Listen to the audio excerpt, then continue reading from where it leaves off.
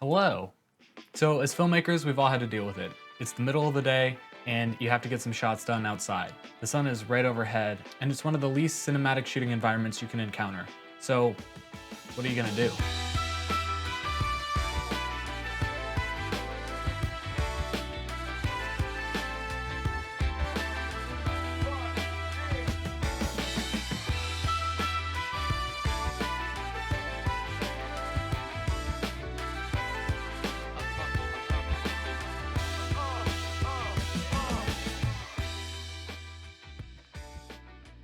One of the first things to realize about the midday sun is the hard light quality that's right overhead.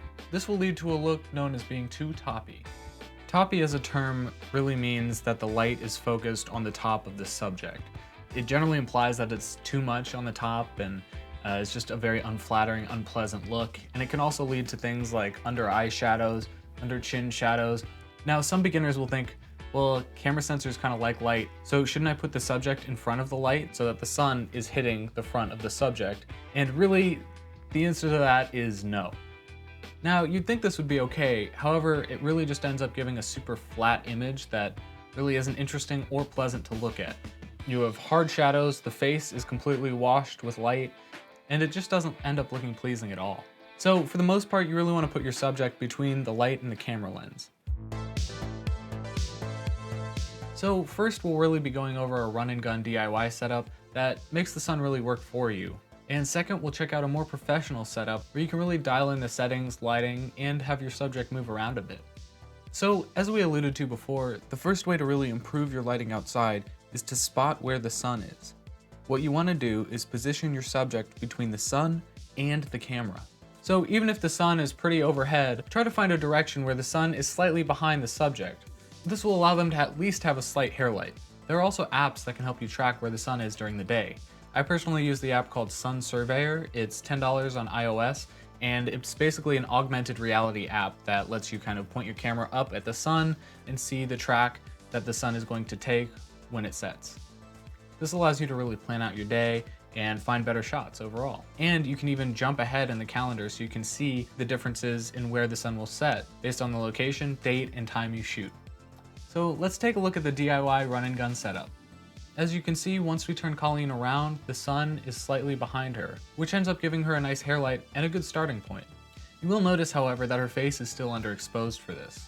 What we want to do next is bring in something to kind of bring up the exposure on her face.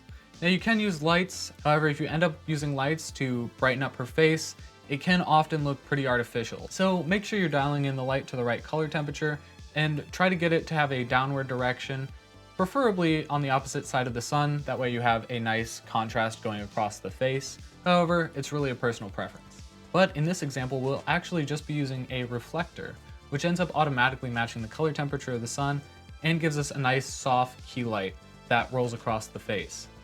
In this case, the reflector is actually called a pizza box, which is a film term that basically means a 2-foot by 2-foot reflector. Can be made of insulation or shiny board.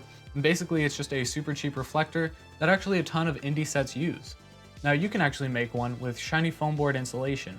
I ended up getting mine from Lowe's. I had to buy it in a 4x8 sheet, which wasn't ideal getting it home, but once it was home, I just cut it up and then put gaff tape along the sides, and then I had a nice reflector that was ready to use. I think I ended up getting the 1-inch variety, and just as long as you have a shiny side, it works perfectly fine, and it's insanely cheap. I think I got mine for around $15 for a 4x8 sheet. Now with the reflector, you really want to make sure the reflector is high enough so that it's not necessarily bouncing the light from below, but potentially bouncing from the side. Keep in mind, it is still a reflector, so you're still going to have to point it towards the sun, and sometimes that means you're going to have to point it up a little bit. But as long as you keep it raised up high enough, you're going to get a nice, pleasing, soft light that doesn't look too directional from the bottom. Now, if you're going for a more sinister look, you could actually reflect it from the bottom, but really just make sure you're doing it intentionally. If you're really trying to mimic the natural direction of light, so the last thing you want, at least in most cases, is to be reflecting it from down below. You really want it up a good height so it's around your talent's face, and off to the side, at least relative to your camera, so that you can get a nice dynamic shot that has some good depth to it. If you end up using the reflector more front on, you might end up with a frontal light again, and that's just going to make for a far more flat shot. For For this setup, we also used one of those collapsible reflectors. You just take off the outside reflector part, and there's a silk underneath. We put the silk between Colleen and the sun on a stand so that all of the light that was hitting Colleen as a hair light was nicely diffused and wasn't blown out like what would happen if we didn't have it there. Now we could take it out, and if we ended up doing that, we'd have to expose the shot lower. So basically her face would be darker and the environment around her would be darker, which could be a stylistic look, but you just have to keep in mind that you have to balance this out with the key, and with the reflector specifically, we didn't really find that that provided a good look. Okay, so now we can continue on to the more professional setups. But before we do, consider subscribing and giving the video a like. It really helps small channels like mine out, and it allows YouTube, as well as me, to see that there's really a demand for videos like this. So if these videos help you out, or you got some useful information from them, I'd appreciate it. And if not, the dislike button works extra well if you hit it twice. Okay, so now onto the more professional setups. So with the more professional setups, we really have a list of pros and cons here. Unfortunately, it takes more time and it's more expensive. However, you get more flexibility, they allow you to go wider, and they let you have a greater level of granularity in your adjustments of different light sources, so you can really dial in the specific look you're going for.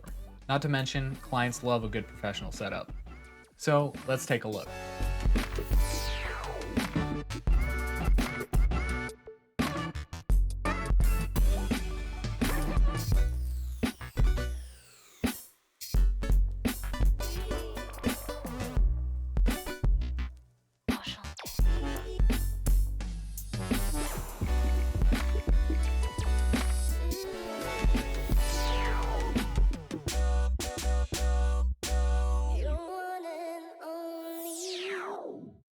So overhead we have an 8x8 Matthews polysilk that allows that hard overhead sunlight to be softened quite nicely on our subject's head.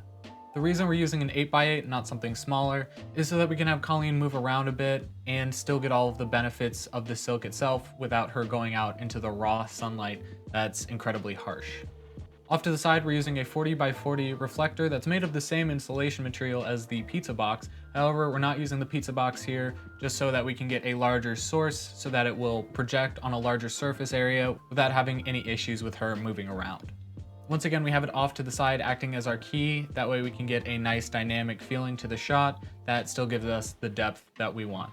Again, here you can use artificial lights instead and position them even higher up to give a slightly more natural feeling. However, you really need to be careful with color temperature and quality of light when doing this. Now, perhaps if you want to give the image an even more contrasty look, or perhaps have a dramatic flare, you can actually add negative fill on the side opposite the key, and that'll end up absorbing a lot of the residual light that's bouncing around and hitting the far side of the subject. I would recommend some negative fill, whether it's muslin or a black floppy. Just in case you don't know, a floppy is a 4-foot by 4-foot flag that has two sides that you can pull down, making it an even bigger flag.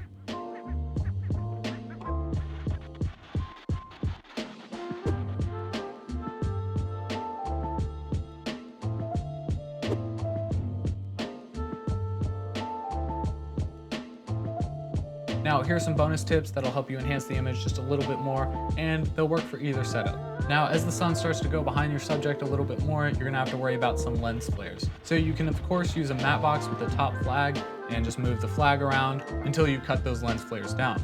However, you can also just use longer lenses. As the longer the lens you use, the smaller the angle of view that hits the actual sensor.